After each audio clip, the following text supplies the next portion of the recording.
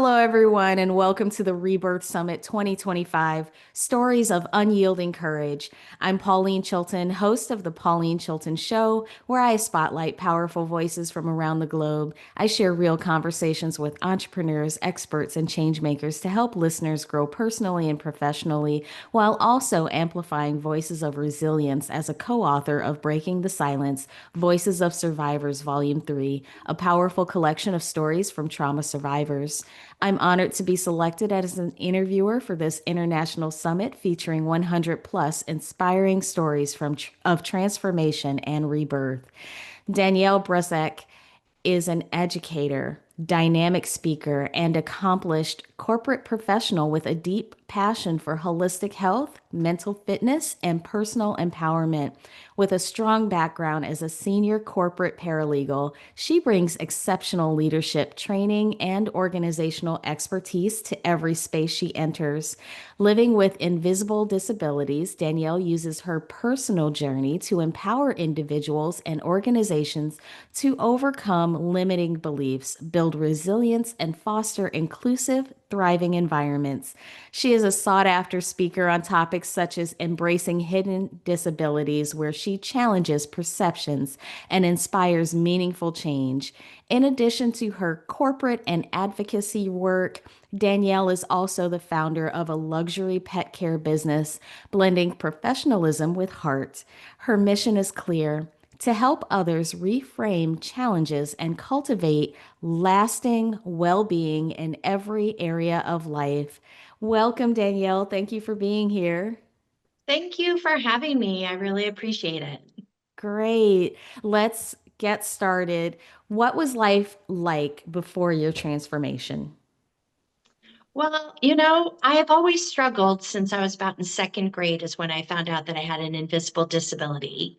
And it's called auditory processing, which basically the easiest way to put it is that when you have a computer monitor connected to the computer, you can't see anything on the monitor, so they're not connecting.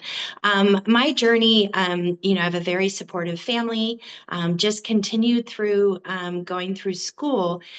Everything didn't really present itself until sixth grade.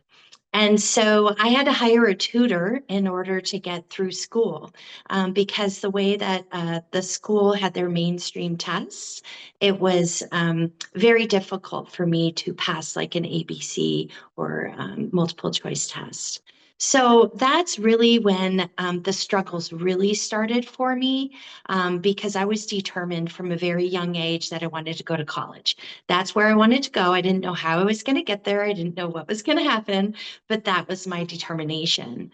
And so I kept kind of plugging along, doing the best that I could, always trying to find resources. My biggest thing was sports. That was my outlet.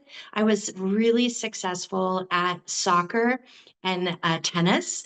And so when I would get frustrated in school, I would go and I'd play on the tennis court, and I was one of the top tennis players and one of the top goalkeepers. So I kind of balanced early in life the two of them out. So I continued on my journey, and I think the pivoting point for me was when a principal in high school told me, she called me into her school and told me, "You'll never graduate from high school."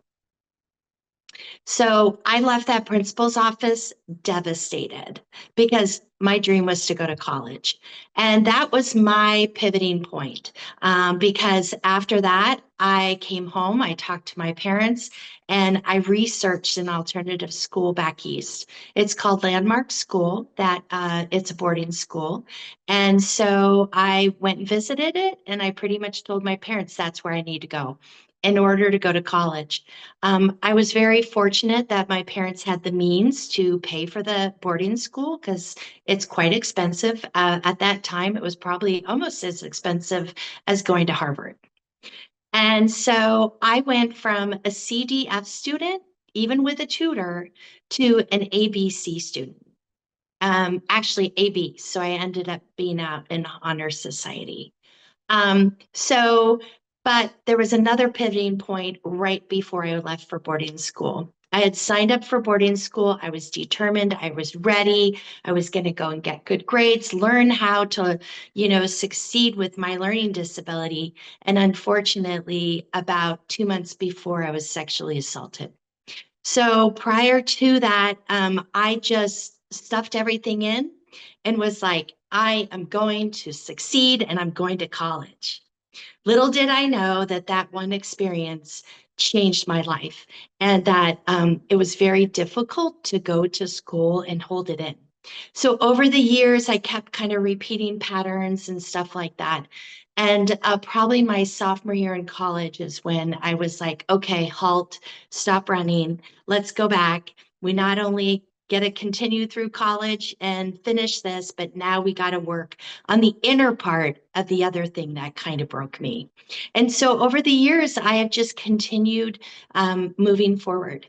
So there was two pivoting points, but I did graduate from college and I wasn't going to allow anyone to stop me. And I just continue moving forward. And what did that feel like? I mean, how did that make you feel? Which part?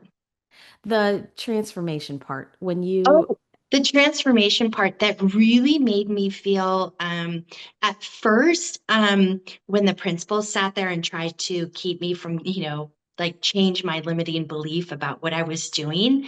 Um, uh, you know, I was angry, but then I just added fuel to the fire in my belly. And I just was like, I'm determined. I don't know how I'm getting there. I don't know where I'm going. I don't know what resources that I'm going to have, but I knew where I wanted to go and where I wanted to end up. And then same with the other experience. It was like I knew where I needed to go back to, and find myself and find my inner strength, and find happiness. And it felt amazing once I kind of turned it over, not knowing my path. and who supported you through your journey? Mm, my family, yeah, definitely. Um, they're amazing people. And then also friends. And over the years, my husband has supported me. That's amazing. It's good to have people that are there for you. So where are you now in that journey? It's kind of funny. I think that everybody grows every day. But right now, I am really in a good space, a good mental space, a good emotional space. And even just, every day I kind of wake up and I'm just blessed that I'm here. And so I think the mindset change that I have done over the last 3 years has been significant. That's amazing. So, what are you doing now with your mission? How are you using your experience to help others? So I'm still in corporate world, been there for about 7 years. And so for my invisible disability, that has been a huge impact in the corporate world. I finally went ahead and disclosed for the first time to an employer that I have an invisible disability, and then explain to them what things that I need to be successful. For example, I use Grammarly on my computer to help me really structure emails because I work with a lot of C-suite people and a lot of the board. And so I don't want my wording to be kind of like eighth grade. And so I use Grammarly to kind of help me, look at and make it more professional and refined. And so that is incredible. The other thing that I have done recently is about 2.5 years ago, I launched my pet business. Over the years, I have noticed that I love animals. They're my emotional support. And I lost my dogs about 13 years ago. And so I go and get my heart filled by helping clients. So that's amazing. And then just recently in the last year, I went ahead and launched my speaking business. I go out and I do talk to people about invisible disabilities because it's not just a learning disability. There's ADHD, there's, tons of depression, PTSD, lots of invisible disabilities that people struggle with on a day-to-day basis. And you can't see it. it's not physical. And so I would go out and I coach people on how to work through and how to get that, what I call the fire in your belly. So you know and can believe in yourself, even if you have an invisible disability that people can't see. And so, are you mostly working with adults? Are you dealing with the education system and children? What does that work look like for you? For me, I mainly work with all different ages, actually. I have some high school clients and I have some adult clients. And so I think it just depends. The I also do workshops and educate educators. I just got done in April speaking to Children's of Law Institute, which had, police force, they had law enforcement, they had attorneys, they had paralegals, they had educators. So I educate on that side, but then I also educate a person that may have an invisible disability and how to advocate for themselves and how to feel comfortable enough to ask and understand what their disability is so they know exactly what they need so they can be successful. And so, are those adults who probably didn't know they had a disability, are they going and getting themselves tested, or is it kind of like they're just kind of they're seeing the signs and they're working through how to deal with them? Some of them see the signs and some of them actually have gotten tested. And like, for example, maybe on that, spectrum of ADHD, and then how to manage certain things. And so I have a checklist that I actually work through with people that kind of go through, that if there is a trigger, how do you manage it? How do you feel comfortable enough? Like if I have this huge project and you're overwhelmed, breaking it down into smaller pieces and breaking it down into smaller chunks. So those are just some of the examples of the checklist that I go through with people.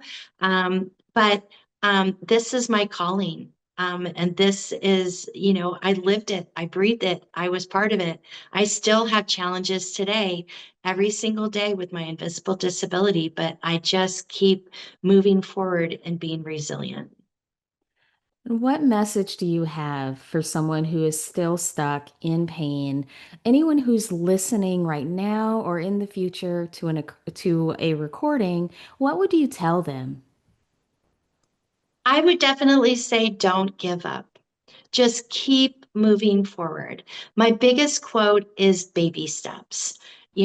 Every little baby step that you can take, every single person that you talk to will help you get to where you are.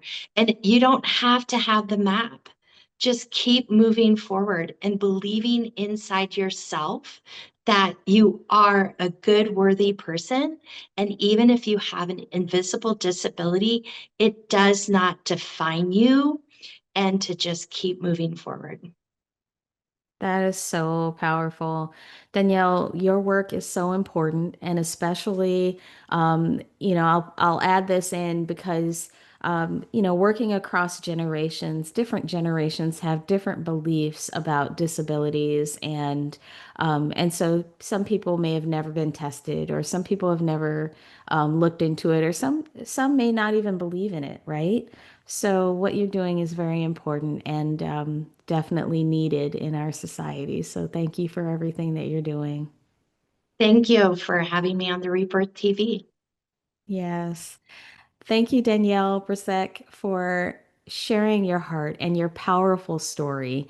Your journey is a beacon of help. This has been another incredible conversation on the Rebirth Summit 2025, Stories of Unyielding Courage. I'm Pauline Chilton. It's been an honor to host this interview as part of this global movement for healing and transformation. Stay tuned for more interviews from courageous speakers all around the world. Until next time, this is Rebirth TV signing off, and I'll turn it over to you, Lima.